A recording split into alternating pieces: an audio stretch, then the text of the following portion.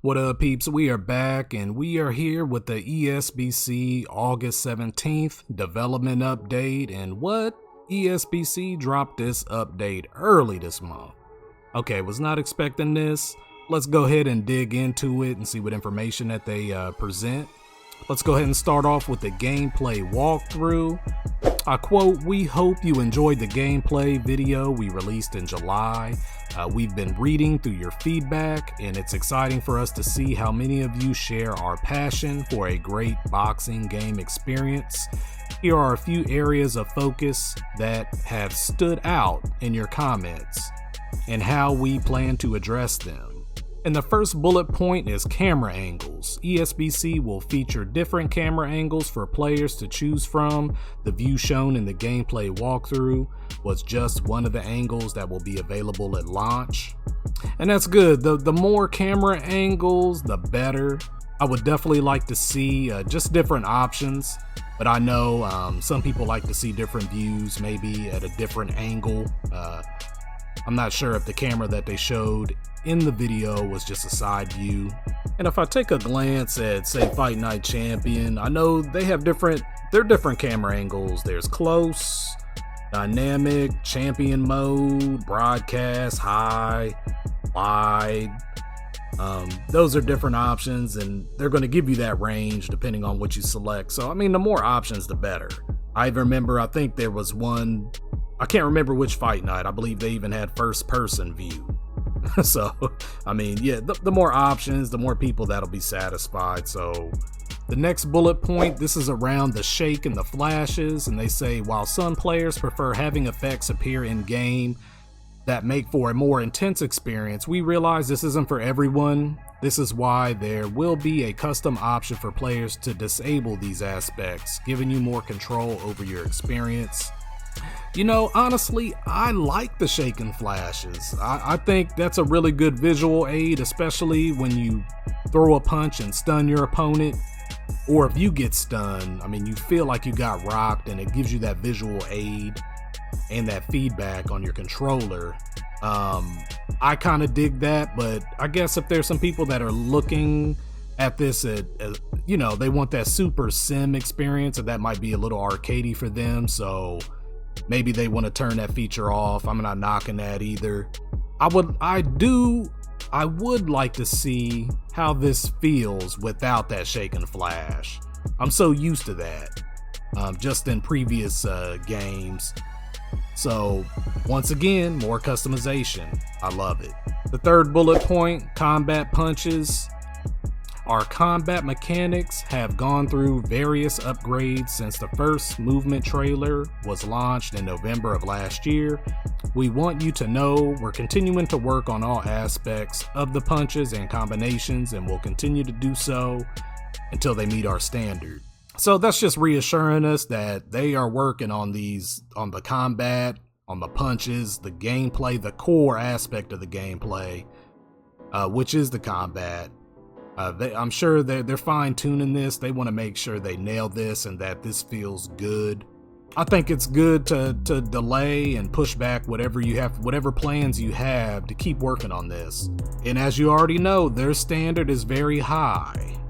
I mean, this game should have been out on early access. They were like, no, we're going to continue developing. Of course, they got more investment as well, but this team is behind ESBC. They are not playing. They want to make sure that this is the best sim boxing game ever. And hey, I'm with them on that. They go for more of a team update in this paragraph. And I quote, "As mentioned in the gameplay video, SCI received investment, which we are now using to plan our expansion and bring on additional hires. These resources will help us fully realize the potential of ESBC so we can bring you a groundbreaking boxing game experience." And I think this is big news too, because if they hire more resources, they're going to be able to put those resources in areas that they need. And this is overall going to refine and speed up the development. So putting that money in these areas, I think, is a great idea, whether it's QA, whether it's any development or refinement to the combat. Hire in these resources, put them to work, and like they said, reach that full potential.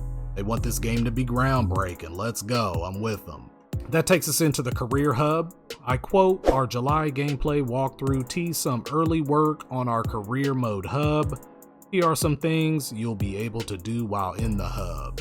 Move around the gym you train at in 3D person view. Interact with your trainer to schedule sparring and training. Check the rankings across the boxing world. Change equipment and attire for the next fight. And other aspects associated with boxing." So I'll say this is a good start. They did show and kind of tease that Career Mode Hub in their most recent video. I really can't even comment on that because it was just very brief, but you're going to be able to move around the whole gym. Move around the whole gym, interact with your trainer, schedule some sparring, get that work in, train. Obviously, there's going to be something that you can interact with in this gym, in this hub, where you can check the rankings, see if you made it in the top 10 yet. You know what I mean? And change your equipment and attire for the next fight. That's really good for customization. You know, you might want to change it up. You might want to rock the Reyes or the Adidas or the Grant gloves. Who knows? But really good options here. I'm interested to see what these other aspects associated to boxing are. So can't wait to hear more information about the Career Hub mode. That's going to be major. Major. Can you think about? I feel like this career mode is very, very important for them to nail. And as you can tell from the video, it's definitely probably early, but they're putting these dollars in other areas, hiring on some more people, and really make an impact. And the last statement is around future development updates. I quote, "We've recognized a monthly text-based update may not be the best way for us to share our progress with ESBC. Development doesn't always line up exactly with the monthly post, and we want to make sure we're sharing something of value when we reach out to you. We'll continue to stay in touch and share information, but we feel we've outgrown this monthly text format. To stay up to date on what's happening with ESBC, keep your eyes on our social channels and the official Discord." So this is interesting. Maybe they have outgrown these monthly updates. I really enjoy them, even if they're brief. Like this one here is definitely a brief update. I definitely enjoy these updates, but I can see what they're saying. They're deep in development right now. They may not have much to share some months, so they're going to go away from this monthly text format. That doesn't mean that we won't get something, maybe a screenshot, maybe some sort of announcement from a fighter announcement, maybe an announcement of a certain brand that they've signed in ESBC or anything. We're just going to have to wait and see, but from what it sounds like, we're not going to get the text-based format updates anymore. As long as we get something often, monthly would be best. That would be great. And all right, peeps, that's it for your August update for ESBC. Let us know what you think in the comments. What do you think about different options for camera angles? Do you like that shake and flash effect that's displayed in game? You know, when you get stunned. Let us know what you think about that career mode, some things that you're interested in seeing them develop, and please be sure to like, share, and subscribe.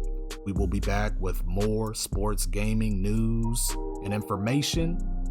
And you know what it is. Until next time, Gia.